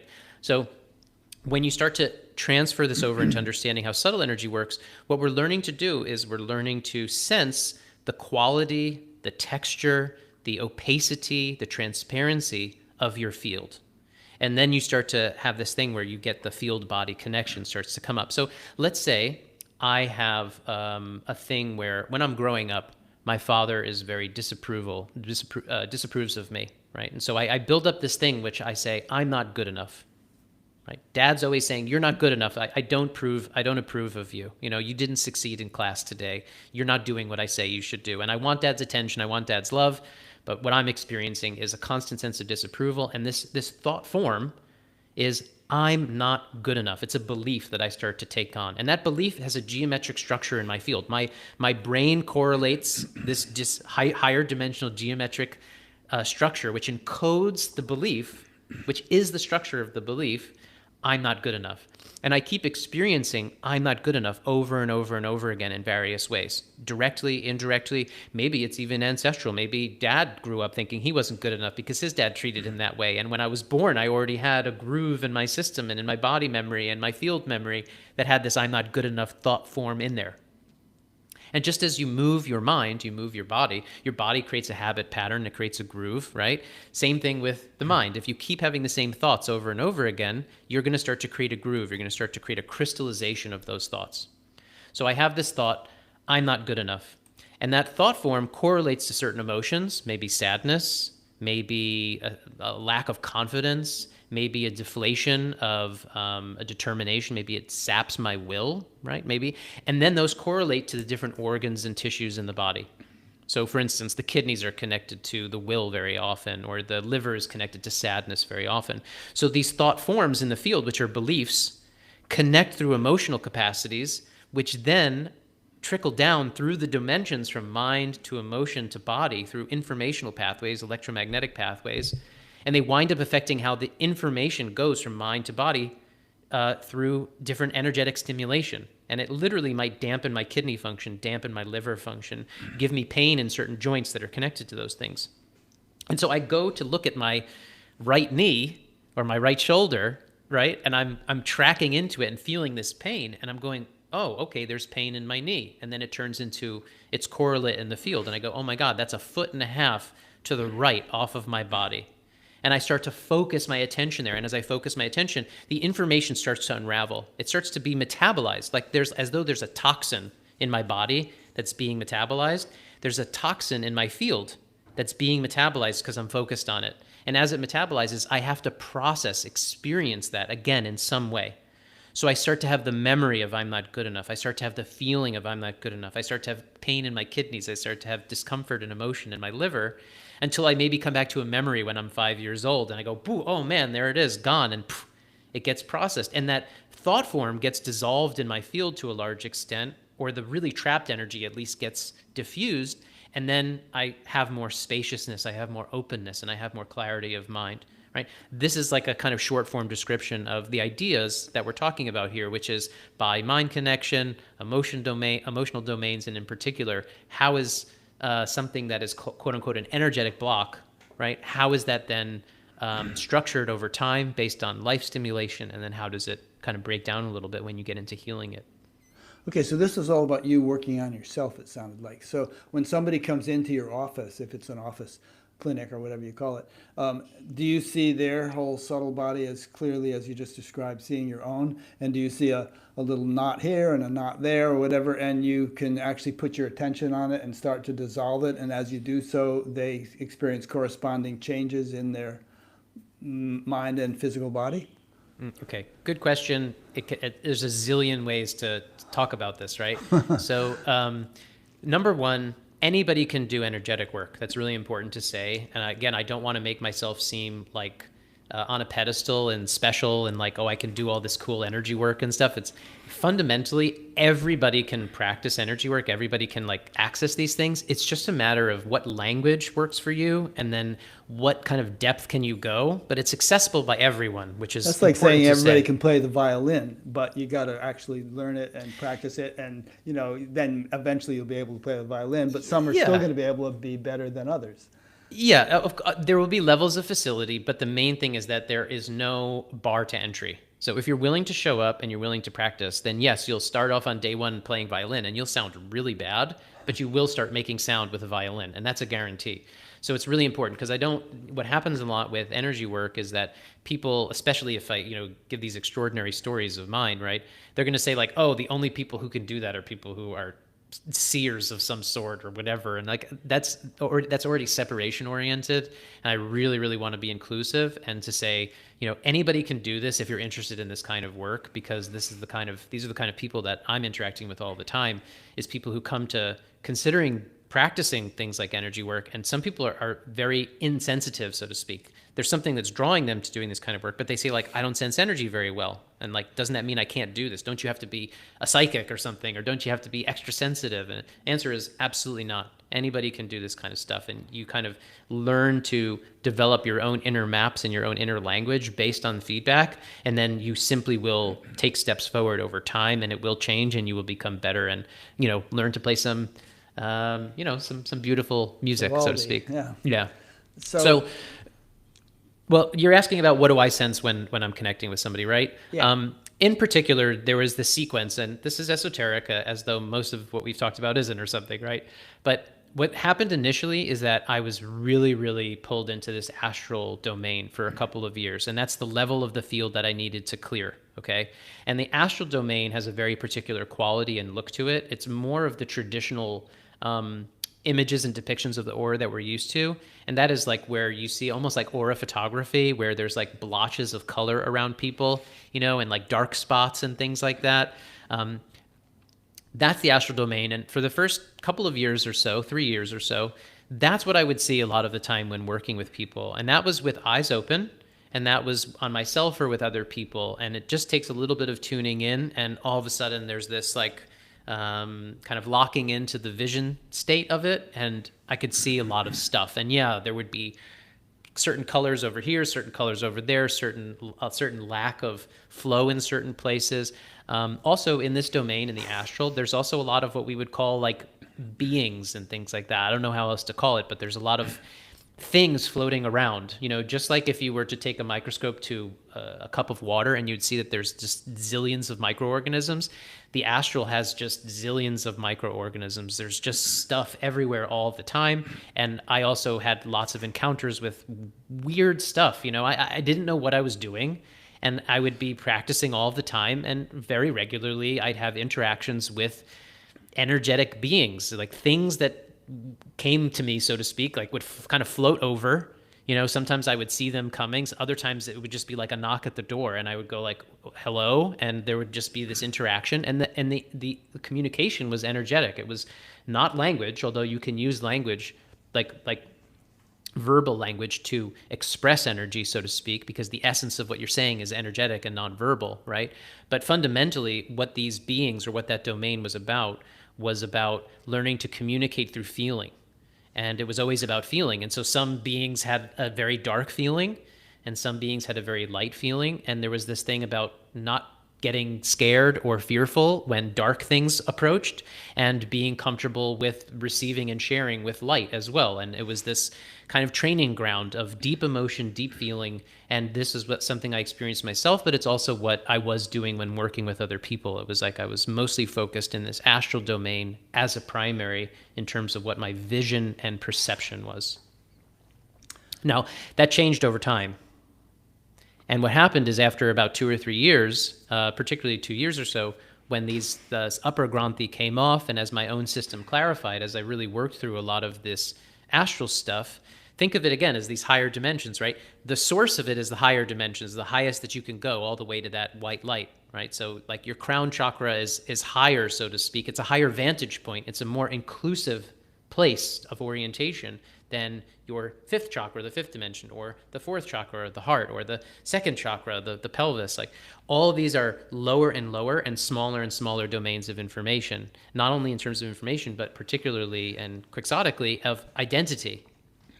So like as you go up the chakras and the dimensions, you're actually expanding identity, or becoming more inclusive in your perspective of self, right? And so as this astral domain cleared, what happened is I started to have a much more clear vision of this light body level, in which everything was just sacred geometry and fields of pure light. And I mean like really, really pure and clear bandwidths of light. And this is the classic 7 colors of the rainbow and all that. And so that's more and more what came to the foreground of my perception, and the astral pretty much dissolved and disappeared from my perception, going back, for the most part, the last 6 years or so, 7 years. I don't really perceive the astral, presumably because I've kind of cleaned the mirror, so to speak, a little more. And it's like not where I'm resonating primarily. I don't know how else to put it, but like if I practiced, I know that I could see it if I wanted to, but it doesn't naturally come to me anymore.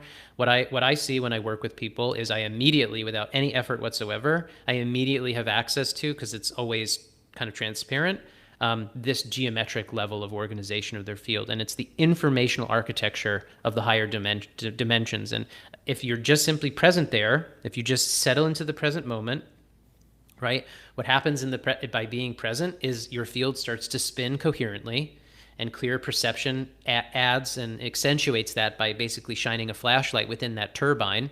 And what happens is the information processes very, very fast.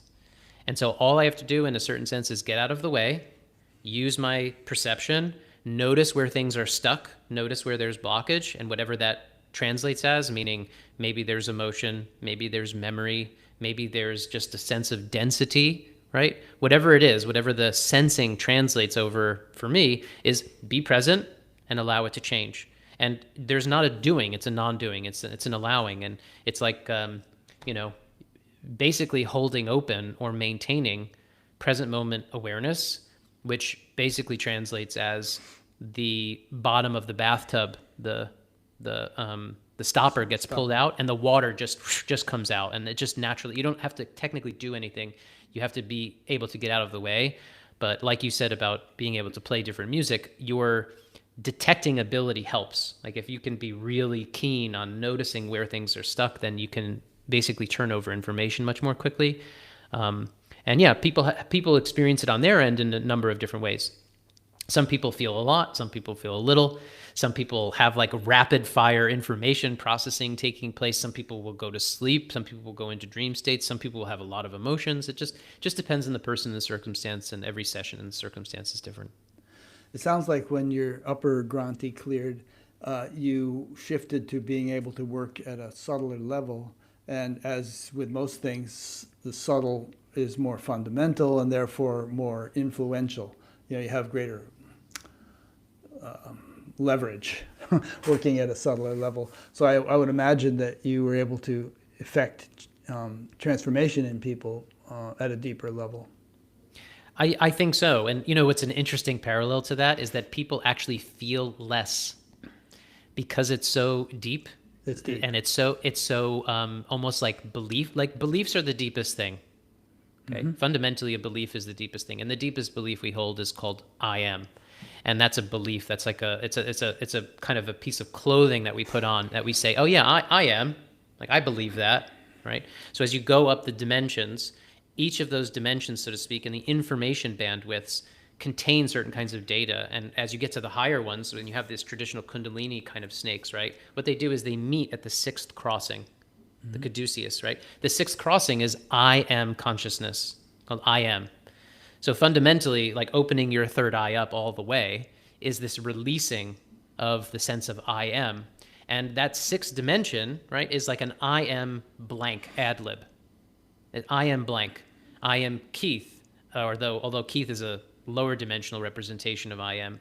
Pure I am is up here. But like I am not worthy.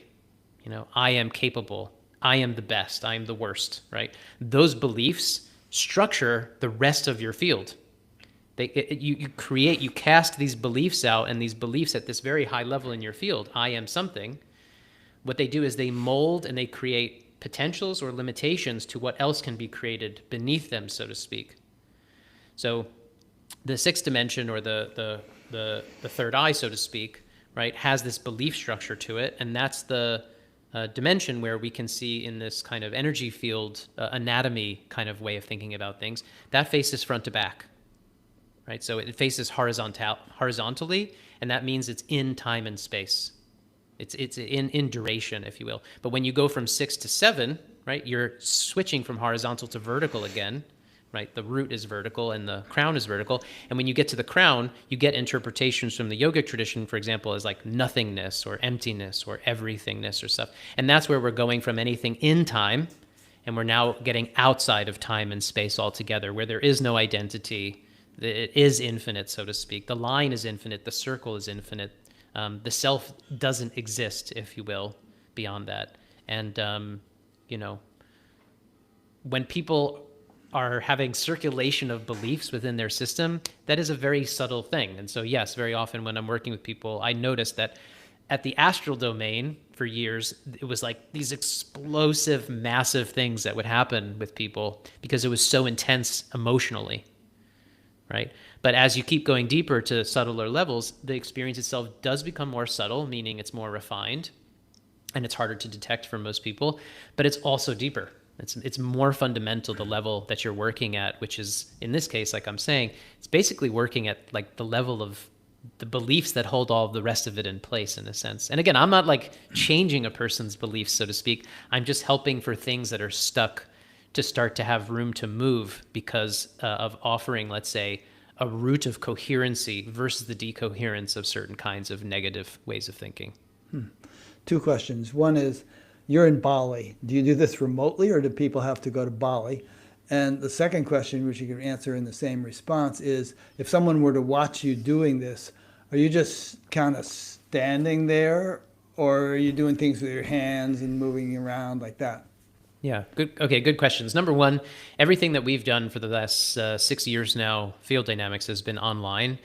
We actually, in this amazingly circuitous way, started in Bali and opened up a first training for 2020, and then you know what happened. So we actually left Bali and we left our in-person model, and we decided to transfer everything over to online. And that was never the original intention for Field Dynamics. And what we did is we put together a training to be kind of comparable to the quality of professionalism and comprehensiveness that we saw other really, really high level trainings out there. So we saw, things like people getting master's degrees in school, or we saw people getting, craniosacral biodynamics trainings for 2 years, or joining things for 12 months or 18 months and really studying something for a while. And what we found was energy healing didn't have that representation in the world, that it was mostly like very short form, a couple of days, a weekend. You could, maybe be a master or something very quickly, these odd titles of doing something for 2 days, right? Play violin for 2 days and be a master kind of thing.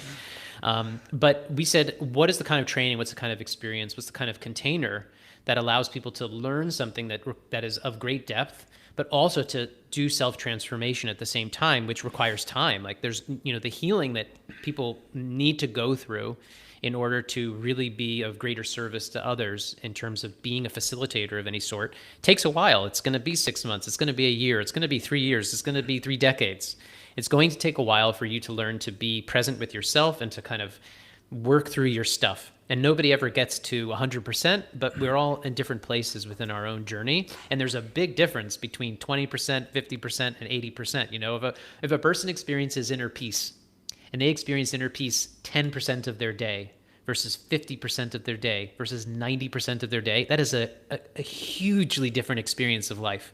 And so if we want to develop and cultivate that inner peace, that ability to be kind of in a loving present state more and more of the time, we need to do inner work, and then we become more capable human beings, I believe. I think that this is our calling. I think that this is like the idea of the soul and everything, is to really mature internally more so than externally. I think internal maturation is the special sauce of life, and that everything externally will follow, but your fundamental is the space in which you live, and that is within yourself. And if that is a cobweb of decoherency and messiness, then whatever you're trying to create and express externally is going to often get quite distorted and going to have a real problem expressing it clearly, let alone the fact that, generally speaking, if we're not clear within ourselves, how do we actually know what we want? Like, how do we actually align ourselves to what is truly real for us, So the inner journey to me is fundamental in order to be,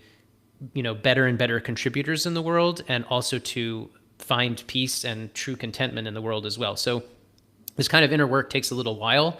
And so we came up with a training that is long, and the online version initially was 6 months. It's 4 months now. And so we do an online version of this, and we will continue to do that. It's called the EHT program, the Energy Healers Training Program. And it's 4 months long. And then there's a 200-hour, we call it, and that's another 6 months. So many people spend about a year and a half on average doing the full program. And that's about right to me. That feels about right. Like, about 18 months, 12 to 24 months is a good range to commit to learning something, and you'll learn quite a bit and experience quite a bit. So that exists, that continues to exist despite us being in Bali. And we're in Bali now, 6 years later, and we haven't made many public announcements, but I'll share with you. Basically, we're just at the end of setting up a center here. And so we're going to now start to do in-person work for the first time regularly in 6 years. And that in-person work will not be the same as the online work that we offer, which is like kind of classical energy healing training. But instead, the in-person work is going to bring other skill sets forward that are energetically oriented, but have more to do with things in person. So for instance, like we'll be doing work with crystals more, which is something that Christabel and I, the other founder of Field Dynamics, have a passion for, is crystal healing. Christabel's your wife, right? Christabel is my wife, and also Right. the co-founder of Field Dynamics. Yeah. And so the kind of energy work we do, the training we do online, it's kind of classical energy work. It's like it requires nothing physical.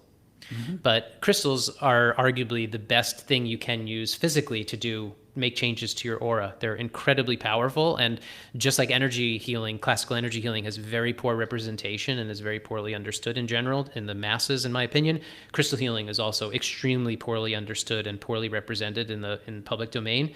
So we're trying to put forward, that's one thing we're going to be doing here, is like structured crystal training, for example, like really learning to utilize crystals in the way that they can be used to do changes to your aura.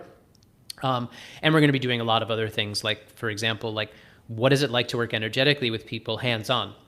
So, there's just hands-on healing, palpation skills, where you're utilizing in-person touch, but the orientation is the energy field, not the physical body. So the physical body becomes the linkage point, but it's like body work for energy healers, if you will, kind of like that. So we're going to also have things like that. And in general, the theme here is going to be things that are in person and physical, but work energetically, if that makes sense. Yeah. So it sounds like mostly you're training people as opposed to treating them individually. But correct me if I'm wrong. And well, might as well answer that one before I ask you another thing. So Christabel and I both split our time between trainings, which are weekend intensive formats. We, like the EHT I told you about, that's 6 modules.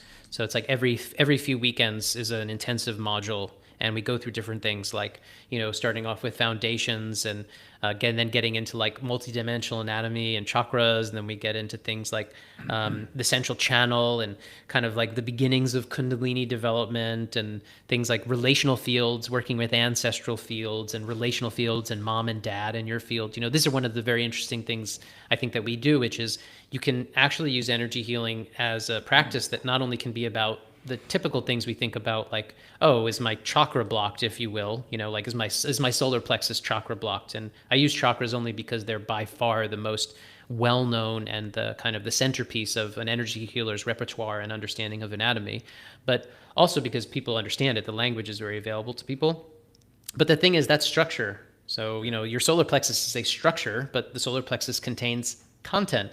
So you can work at the content level explicitly in energy work, meaning, well, my solar plexus chakra might, have certain stuff stuck, but what's stuck? Well, it's about my control issues in relationship to my mom, right? So if I know that I have a control issue in relationship to my mom, I can focus on the relational field with my mother. I can focus on the control issue, and I can target the control issue. I can target the emotional issues with my mom as a relational field practice rather than thinking of it as a solar plexus practice. And one will get to the other in due time, but we can think of it, target, and access this information in either direction. Okay. So can you see people's auras online, or do you have to be in person with them? Can you see my aura right now?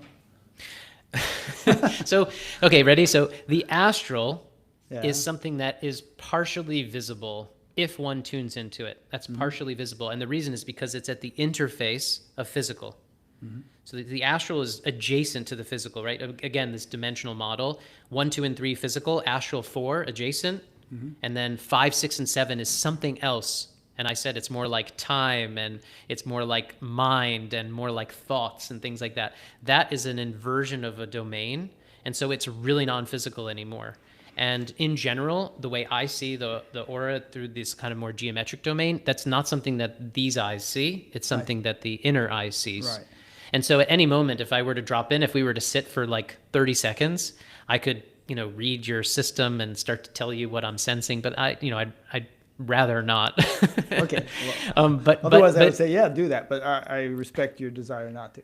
We could. This is the thing. The orientation we have is Christabel and I do not take the orientation of traditional psychics. Meaning, a traditional psychic tends to say, "Hey, you've come to me, and I'm going to tell you about you."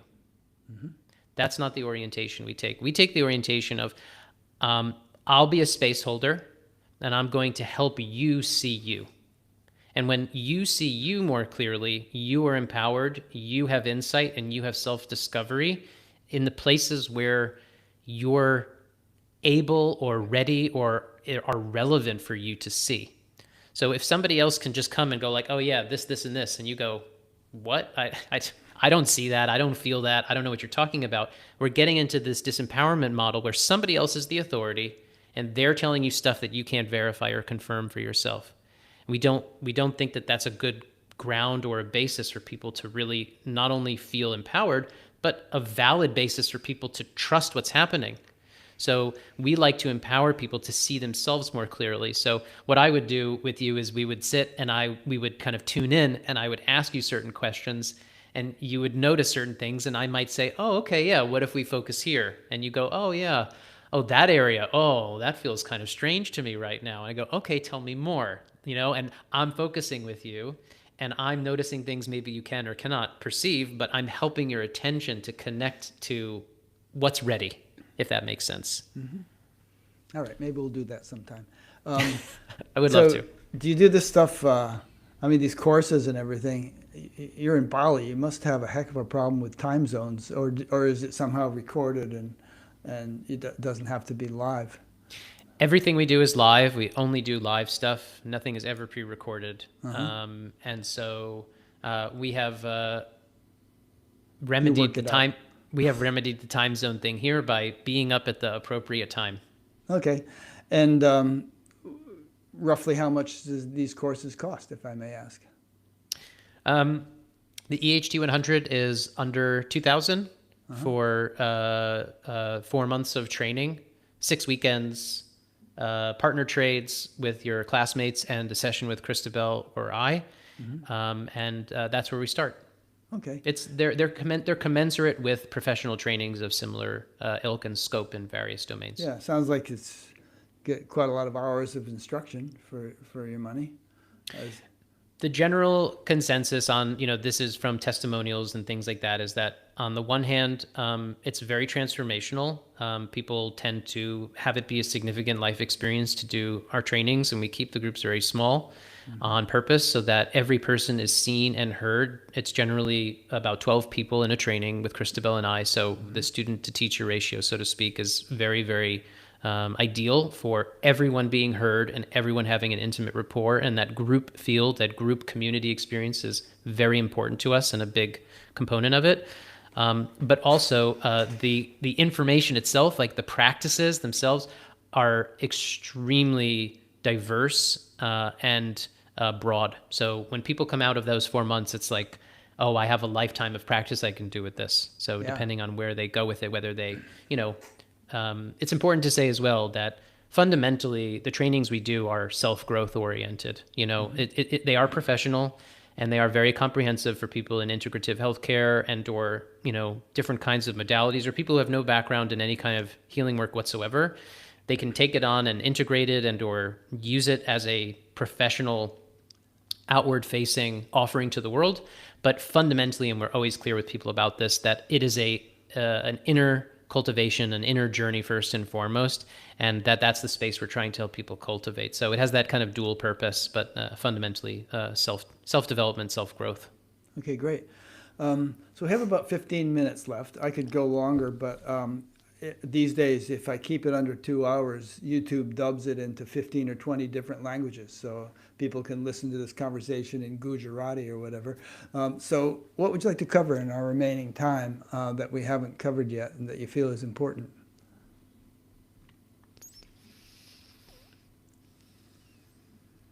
I have some notes.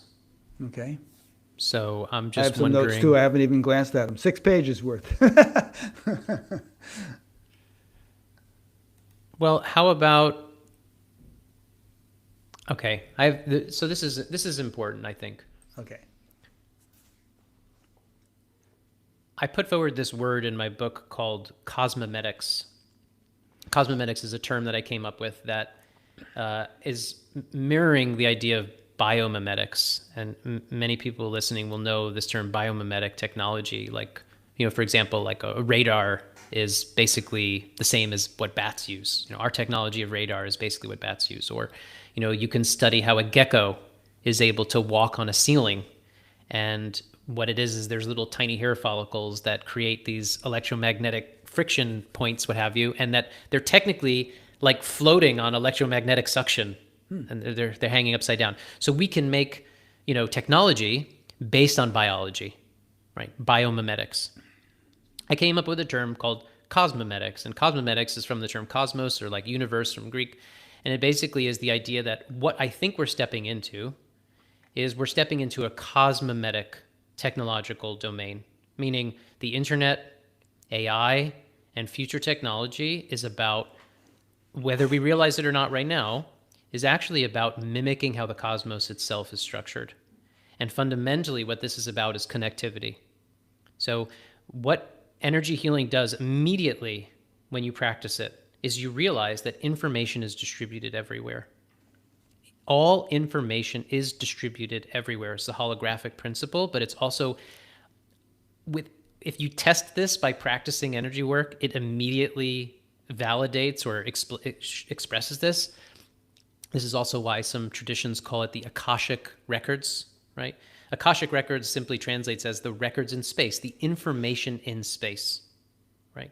So what we are in is a reality which has this geometric structure where all the levels fold into one another as you go higher and higher until there's a single point of origin. And what that means in this profound and completely otherworldly, beyond humanness kind of way is that everything is interconnected simultaneously at every single point. And that is ridiculously complex to think of if you try and engineer it in your mind. But if we just start to think very differently about reality, and this is the beginnings of these very important insights in science that are happening, like the amplitahedron, like somebody like, I think his name's Douglas Hoffman, right? He's a scientist who's going around a lot lately. And what he's talking about is that Donald Hoffman, thank you. I've interviewed him.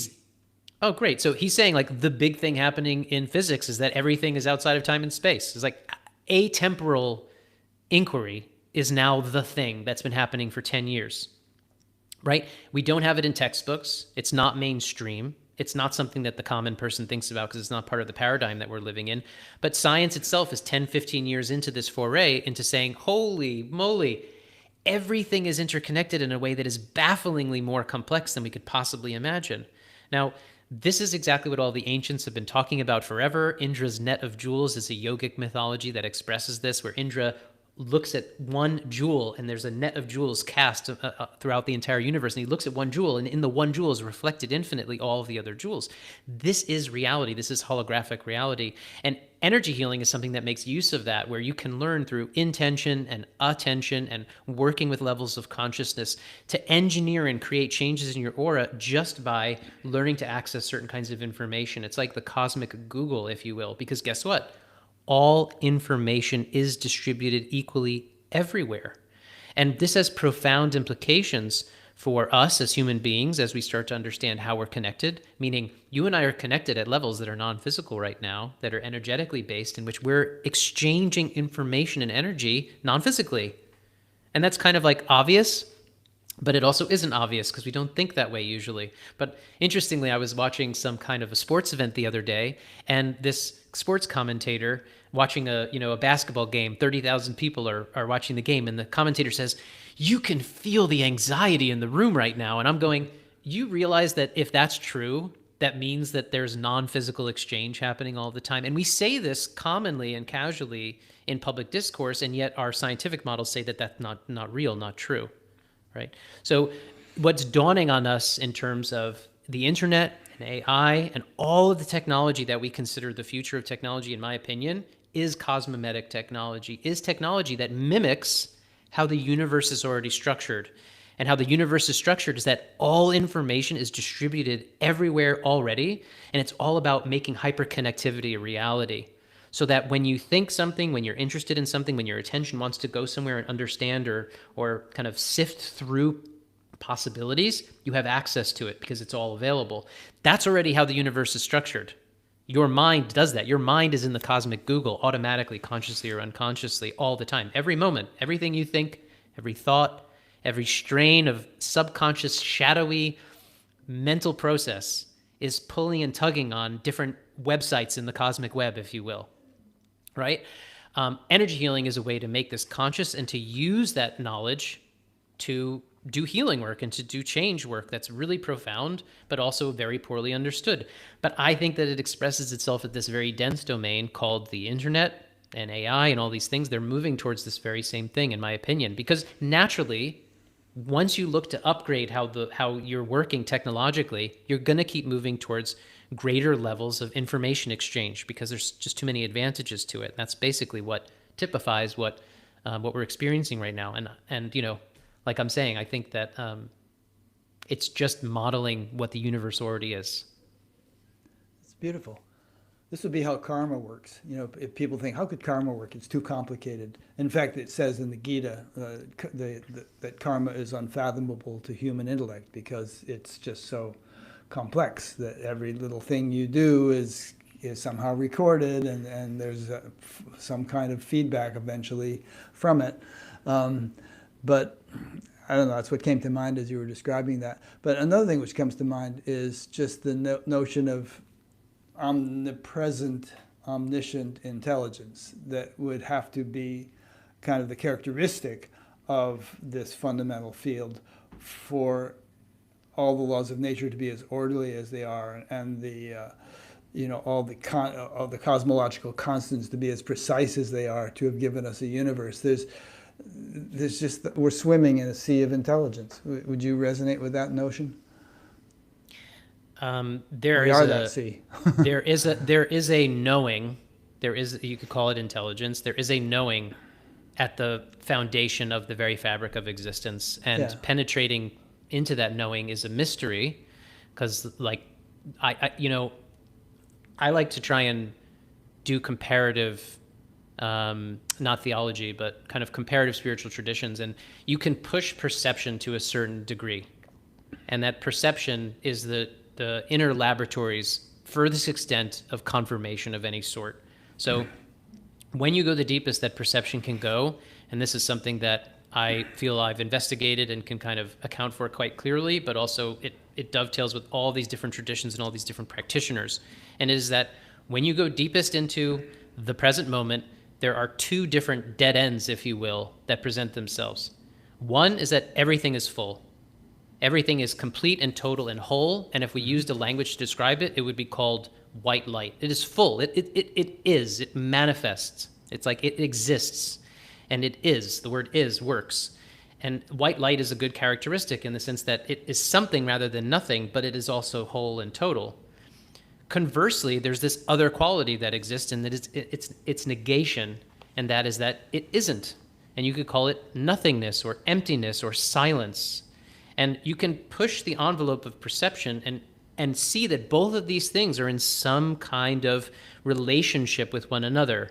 Wholeness and emptiness, fullness and negation, And you can't penetrate past that. Like, there's no beyond that in the sense of what a human can know or perceive, because it's just mysterious. It's impenetrable mysteriousness, because they're whole, they're total. There's not more, so to speak. But at that depth, there is intelligence. There is like a knowingness to that field, if you will. There is a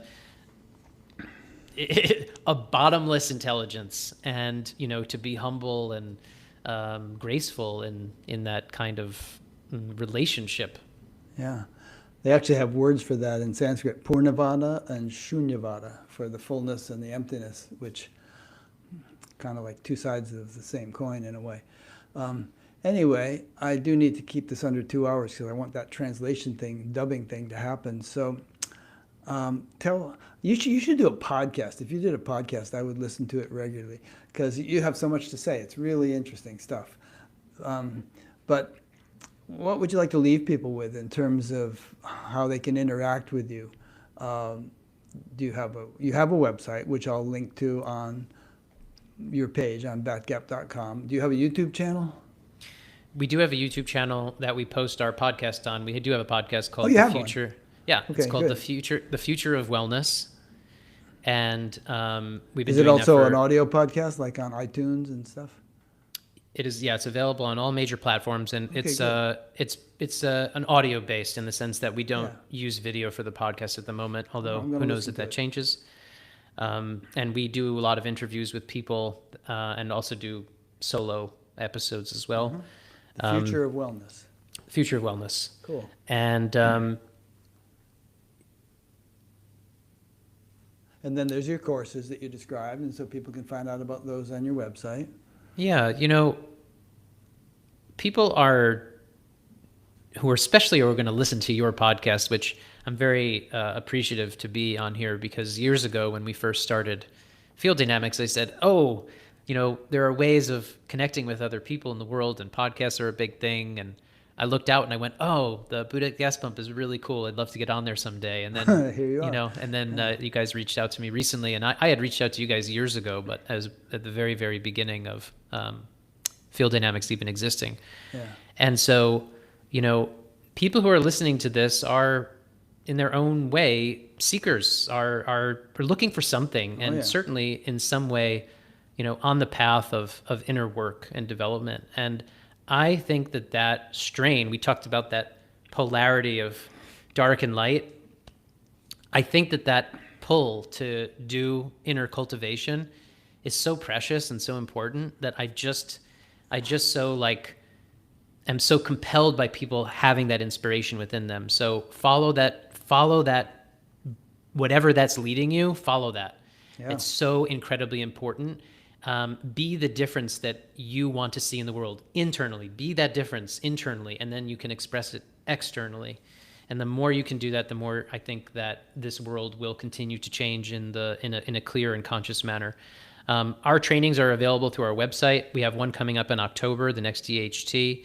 And we also have workshops coming up in the fall.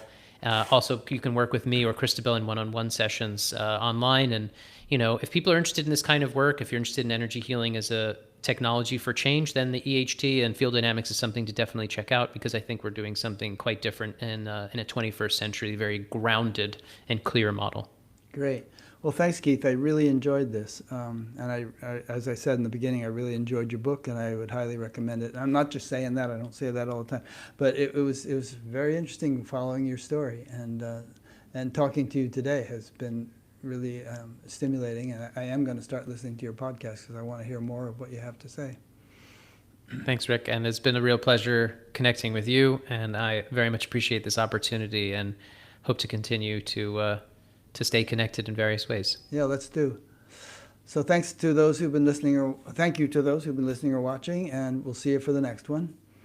And that's it for today.